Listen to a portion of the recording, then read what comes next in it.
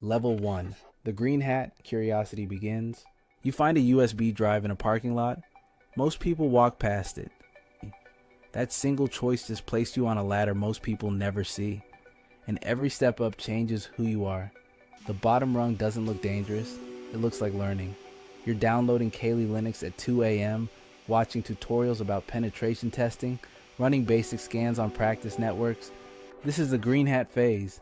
Pure curiosity. Zero threat. The community doesn't even notice you exist yet because 10,000 others are doing exactly the same thing right now. But something happens when the first scan actually works. When you see open ports appear on your screen. When a basic SQL injection returns real data from a test database. That rush of access, of seeing behind the curtain, it doesn't fade. It grows. And that growth is what pushes you upward. Level 2. The script. Kiddie. Tools without understanding. You start using tools you don't fully understand. Metasploit, Nmap, Wireshark, copy-pasting commands from GitHub repositories, following step-by-step guides that promise easy penetration testing. You're a script kiddie now. The community has a name for people like this. They don't say it with respect, because anyone can download LOAC and point it at a target. Anyone can run someone else's exploit. The difference between a script kiddie and an actual hacker is the same as the difference between following a recipe and understanding chemistry. Most people quit here. They realize hacking isn't about downloading tools.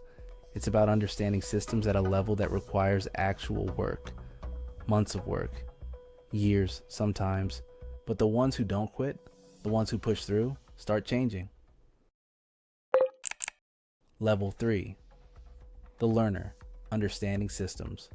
The ones who push through that realization stop copying commands. They start reading them.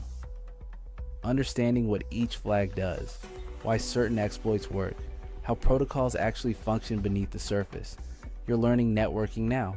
Subnetting, TCP handshakes, how firewalls make decisions. Not from videos anymore, from documentation, from failed attempts. From sitting in Discord servers where people who actually know what they're doing casually drop knowledge, you have to piece together yourself. This is where the path splits. Because once you understand how systems break, you have two directions available. Level 4, the split, white hat, gray hat, black hat. Some people take that knowledge and go legal. Bug bounties, penetration testing certifications, security research, the white hat path. Companies pay well for people who can find vulnerabilities before criminals do. There's respect here, recognition, a career that doesn't end with a prison sentence. But the other direction exists too, the one where you realize that every company has weaknesses, every network has gaps, and some of those gaps lead to things worth taking. Credit card databases, corporate secrets, ransomware deployment. The black hat world doesn't advertise itself, but it's there. Always watching, always recruiting quietly. Gray hats live between both worlds. They break into systems without permission, then report the vulnerability. Sometimes they get thanked. Sometimes they get sued. It's the most unstable position because you're technically breaking the law to do something theoretically helpful. You're one bad decision away from either direction. Regardless of which color hat you choose, the skills required to climb higher are the same. Level 5, the builder, creating your own tools. You stop relying on tools other people built. Hacktivist groups like Anonymous might make headlines, but most of their members are still running scripts written by the few who actually understand exploitation. The real progression happens when you start writing your own. Not modifying existing code. Writing it from scratch. Understanding buffer overflows deeply enough to craft your own exploit. Reverse engineering compiled binaries to find zero-day vulnerabilities. Building custom tools that do exactly what you need because nothing public does it right. Hack the Box ranks this progression clearly. Noob, Script Kiddie, Hacker, Pro Hacker, Elite. Each tier represents not just knowledge but methodology. The way you approach problems changes. You stop asking what tool do I use. You start asking what's actually happening at the protocol level. By the time you reach elite status, you're operating in a completely different reality. Level 6. The elite. Mastery of the game. By the time you reach elite status, you're finding vulnerabilities in software before the developers know they exist. You're chaining multiple exploits together in ways that bypass modern security architecture. You're the person other hackers study, but there's still one level above that.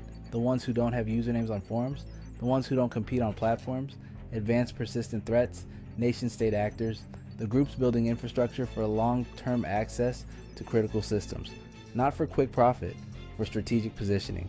These aren't individuals anymore. They're teams, researchers, developers, social engineers, working together with resources most hackers never see. Custom hardware, 0 days worth millions. Access to telecommunications infrastructure. Kevin Mitnick reached legendary status not through technical skill alone, but through understanding that humans are always the weakest link. Social engineering, manipulation. He could get passwords without touching a computer. That's a different kind of elite. Gary McKinnon broke into US military systems from his bedroom in London, not because he had government resources, because he understood that even military networks make basic mistakes. The progression isn't just about skill, it's about understanding what level of risk you're willing to accept. Because every step up this ladder increases both capability and consequence, and once you're high enough, there's no climbing back down unnoticed. Level 7. The APT, Nation-State Level. Advanced Persistent Threats. Nation-State Actors. Groups like Equation Group or Lazarus. These aren't individuals anymore. They're intelligence operations with budgets, infrastructure, and objectives that span years. They're not breaking into systems for quick profit. They're positioning for geopolitical leverage. Installing backdoors in telecommunications infrastructure. Mapping critical systems in other countries. Building capabilities that only activate during specific political events. The tools they use don't appear on GitHub.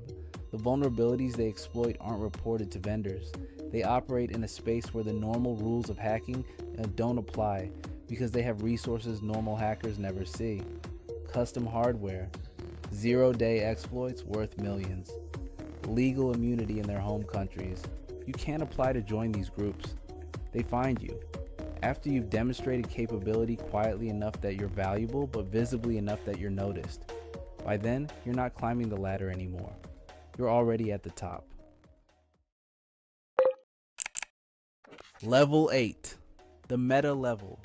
Seeing the system behind the system. The view from up here isn't what anyone expected. Because once you understand systems this deeply, you realize something uncomfortable. Everything is breakable. Every network has gaps. Every human makes mistakes. Security is just structured fragility. What happens when you reach the top isn't a moment of celebration. You don't wake up one day as an elite. The transition happens slowly, almost invisibly, until you realize the questions you're asking aren't the same anymore. Where a Script Kiddie asks, "What tool breaks this?" you're asking, "Why did the developer assume this input would be sanitized?" The shift is fundamental. You're not using the internet anymore. You're reading it like source code. This is where the 5 stages of hacking stop being a checklist and start being muscle memory. Reconnaissance isn't just scanning ports. It's building psychological profiles from LinkedIn activity. Noticing that the IT director posts about his daughter's soccer games every Thursday at 7 p.m. Understanding that companies running legacy systems probably haven't updated their network architecture since the consultant left in 2015. Scanning becomes surgical. You're not looking for every open port. You're identifying the one misconfigured service that tells you everything else. A single outdated Apache version reveals the entire technology stack. One exposed API endpoint maps the internal network structure. Gaining access stops being dramatic. No black screens with green text.